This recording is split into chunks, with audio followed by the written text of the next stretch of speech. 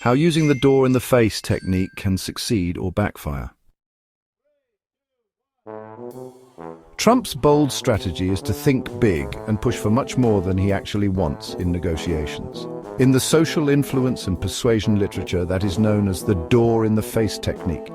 It can be very persuasive, but can leave some people feeling bullied or insulted, ruining relationships too.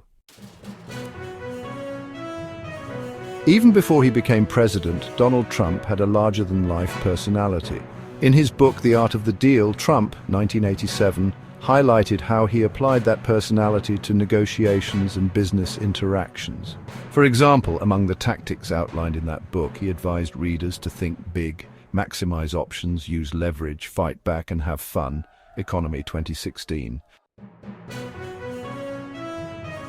Even before he became president, Donald Trump had a larger-than-life personality. In his book, The Art of the Deal, Trump, 1987, highlighted how he applied that personality to negotiations and business interactions. For example, among the tactics outlined in that book, he advised readers to think big, maximize options, use leverage, fight back, and have fun. Economy 2016. Depending on your own personality, reading those tactics alone may be enough to make you cheer or jeer for his approach to human interactions. Diving into his second term as president, however, he has certainly been applying them on an international scale with gusto. Of course, the more he does so, the more backlash and polarization results as well. But why exactly is his personality and persuasive approach so polarizing? Beyond the general climate of political infighting, is Trump's approach to social influence really that divisive? Let's take a closer look at the research to find out. Now let's dive into the door-in-the-face technique. This is a classic method where you initially make a large request that you expect to be refused. Once the person declines, you then make a smaller, more reasonable request. The idea is that the person feels a sense of obligation to comply with the second request, seeing it as a concession. This technique can be remarkably effective in negotiations and social influence. The door-in-the-face technique. Years before The Art of the Deal, Trump's general approach to persuasion was what Robert Cialdini and associates called the door-in-the-face, or DITF technique. Put simply, this technique requires the negotiator to make a large request first, which is often rejected as impractical or excessive. This allows the negotiator to seem more reasonable when they follow up with a lesser request, which was their desired goal all along. Thus, this process is also known as rejection then moderation, or the rejection then retreat technique. In his most recent version of Influence, Cialdini noted that this approach is very persuasive. In fact, it works for a few reasons. For starters, the recipient of the request might agree to the initial exaggerated proposition. In that case, the negotiator gets even more than what they really want. If the recipient refuses the first request, however, then they often feel obligated to concede with the more reasonable follow-up request called reciprocal concessions. Beyond that, the recipient's initial refusal also makes them feel more responsible for the final decision, motivating them to be consistent and follow through with the request more thoroughly.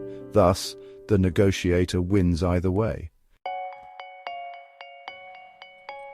Despite its effectiveness, the door-in-the-face technique is not without its drawbacks and risks. For one, if the initial request is perceived as too outrageous or manipulative, it can backfire and damage trust. Additionally, this approach can lead to short-term gains at the expense of long-term relationships. People may feel manipulated and become less willing to negotiate in the future. Furthermore, overuse of this technique can also result in a loss of credibility and influence. Therefore, while the door-in-the-face technique can be powerful, it must be used strategically and sparingly to maintain its effectiveness. Drawbacks to rejection then retreat. Although effective, this approach is not without risks and drawbacks. Specifically, an extreme initial request can be insulting or bullying to the recipient. For example, Schwarzwald, Raz, and Zwiebel found that the DITF technique can boomerang in situations where standards exist to judge the appropriateness of the initial request. Put simply, if an individual can determine that a request is so large that it is illegitimate or unreasonable, then they may feel insulted and become less agreeable to subsequent offers. An early meta-analysis by O'Keefe and Hale identified additional drawbacks to the technique. Particularly, the effectiveness of the DITF strategy depended on the identity or reputation of both the negotiator and recipient, as well as the perceived motivation for the initial request, whether it was prosocial or self-serving. Put simply, these factors indicate that the technique leverages and perhaps strains the trust and goodwill relationship between the individuals involved. This relationship dynamic was further explored by Tusing and Dillard as a function of social responsibility rather than strict reciprocity. Their results suggested that recipients of the technique tend to view the interaction as a helping situation rather than as a negotiation or bargaining encounter. A meta-analysis by Feely, Anker and Allo came to the same conclusion. In summary then, the DITF technique works well when both individuals have an expectation of trust. The initial request seems reasonable and everyone is motivated by pro-social considerations. If the initial request is insulting or the negotiator is perceived as self-serving, then the technique can backfire. In that case, the trust and goodwill within the relationship can be damaged, decreasing the success of future interactions.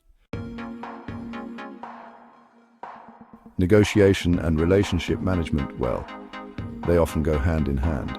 While negotiation focuses on achieving specific outcomes, relationship management is about building and maintaining trust over the long term. Effective negotiators understand that the relationship itself can be just as important as the immediate result. Balancing these two aspects can lead to more sustainable and mutually beneficial agreements. Negotiation versus relationship management. Given the above, we can now see more clearly why Donald Trump is a polarizing figure. When viewed as a hard-nosed negotiator, there is no doubt that he gets deals done. When viewed as a diplomat, however, his approach might be as likely to burn bridges as build them. Thus, those on the right applaud his economic achievements, while those on the left cringe at his social upheavals. Both have half the picture, because they're focused on different outcomes of the same door-in-the-face technique. Granted, it is easy for me to play armchair quarterback, especially when I'm not in the hot seat. But as a social psychologist and influence expert, I just wish many of our modern political representatives had more persuasive tools in their toolboxes. Switching between one-dimensional bullies and sycophants every 4 to 8 years makes for exciting social media arguments, but it isn't really making our lives better. In fact, it's more like a dysfunctional family drama on a national scale, and we're the kids stuck in no-win double-bind situations. In conclusion then, relying on one approach like the door-in-the-face technique often isn't effective. In politics, love, or life, it may solve one problem now, but it will create another one later. That's why a balanced and thoughtful approach to persuasion is necessary for both individual success and relationship management. Whether you're an average person haggling with your spouse or the President of the United States, that rule still holds true.